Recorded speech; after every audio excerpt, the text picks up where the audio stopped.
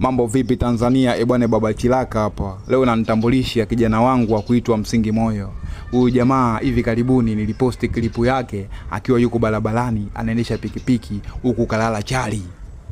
Dogo kanicheki, bwana Baba Chilaka mimi nina kipaji, naomba niwaonyeshe wa Tanzania. Au sio bwana? Nikamwambia dogo njoo. Kweli dogo kaja. Alivyokuja akaniambia Baba Chilaka usihangaike. Naomba uninunulie sahani ya ubwabwa tu. Nataka nionyeshe Tanzania kipaji changu kikoje. Nikamwambia ina noma. Kweli nikaingia kwa mama nitilie, nikamchukulia sahani ya ubwabwa, dogo kaingia kwenye pikipiki baba. Akaanza kunipa. Huko anakula ubwabwa, huko anaisha pikipiki kutumia mguu. Anakula ubwabwa, anaisha pikipiki kutumia mguu. Nikamwambia Msingi Moyo, hiki kipaji nani kakufundisha? Akaniambia Baba Chilaka, hiki kipaji Mungu ndo kanipa.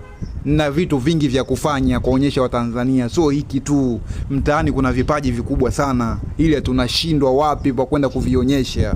Ni kama mdogo wangu Msingi Moyo, mimi nitakusaidia, nitakutambulisha kwa Watanzania. Kwa yoyote atakayehitaji kukusaidia utamuona. Akaniambia poa, haina noma blaza Baba Chilaka. Ni kweli bwana. Dogo kama mnavyomuona na kipaji kikubwa. Huyo hapo akuitwa Msingi Moyo, leo namleta kwenu kwa mara nyingine muone kipaji chake, au sio bwana?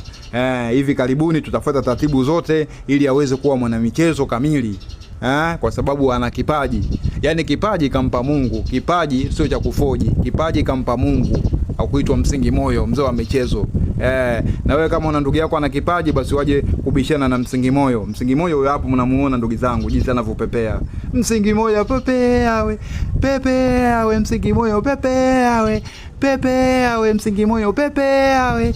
Pepea we Msingi Moyo pepea we. Pepea. Oya Msingi Moyo hapo yo mnamuona wenyewe jinsi anavyopepea, anakula ubwabwa kutumia. Oya we Msingi Moyo